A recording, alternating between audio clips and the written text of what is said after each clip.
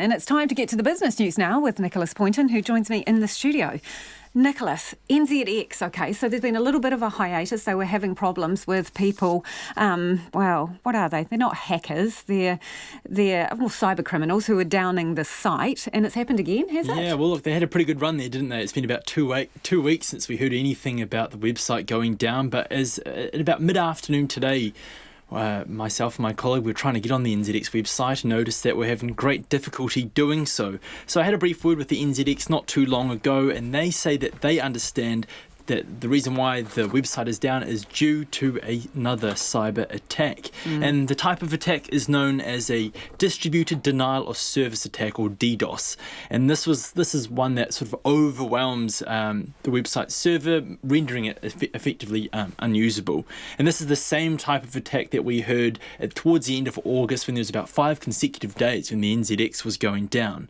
And at the time, towards the end of August, the NZX they engaged the services of the GCSB as well as a IT company called Akamai to really beef up its defences. They also worked with the FMA, and that was to really set up some backup provisions should there be another attack. And it turns out that those backup provisions, they've actually worked. So what we've heard today is that the public-facing site of the NZX, that is down, but there is a backup site which allows investors to still get those really important market announcements, which has allowed trading to continue.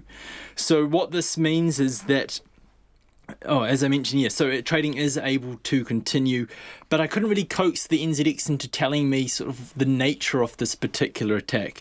They say they're really following the advice of the GCSB and its own cybersecurity experts, and they will not comment on what's happened today with regard to their website going down. So in terms of updates, they won't be giving us any. It will be down to us to constantly refresh the NZX website, and hopefully we'll see it's back online in time for when trading opens tomorrow morning. Interesting that it keeps happening. Okay, it's weaker numbers this week. So you've got the latest consumer confidence survey results out, and trouble on the horizon? Yeah, look, it has really been a week of numbers. I feel like I'm coming on the show every night to talk about some. And you'll have some more tomorrow and the next day too. The next day, it's non-stop. So we've got Westpac's quarterly survey of consumer confidence. Other banks do a monthly survey. This is for the 3 months ending September, and it shows that, surprise, surprise, headline confidence has taken a step back in the 3 months ended September, but and it's now at levels that were last seen during the GFC. But what is really interesting, what stood out to me, was the actual breakdown for different age demographics.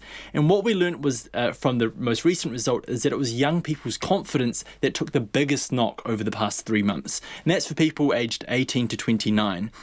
And it fell about 10 points, and it's just a hair over 100 on the index, which means that they're just slightly confident. And the reason for this fall in this particular age group is that, a lot of young people, they tend to work in the hospitality and tourism industry. These are industries that have been battered by the pandemic, and so they've been a little bit tight with their purse strings when it comes to discretionary spending. And one of the other big concerns that this particular demographic is facing is that obviously the government's taken on a lot of debt to service all these fiscal costs in response to the pandemic. Well, a lot of young people are feeling a bit anxious about this. They know that in the future this is going to have to be paid down, and that's bearing a little bit, weighing down consumer confidence amongst young people.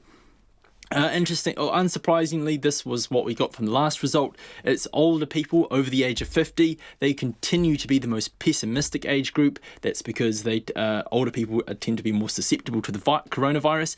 And also, these people are seeing a lot of fluctuations in their KiwiSaver, which is causing anxiety. It's because of this widespread volatility we've seen in stock markets around the world.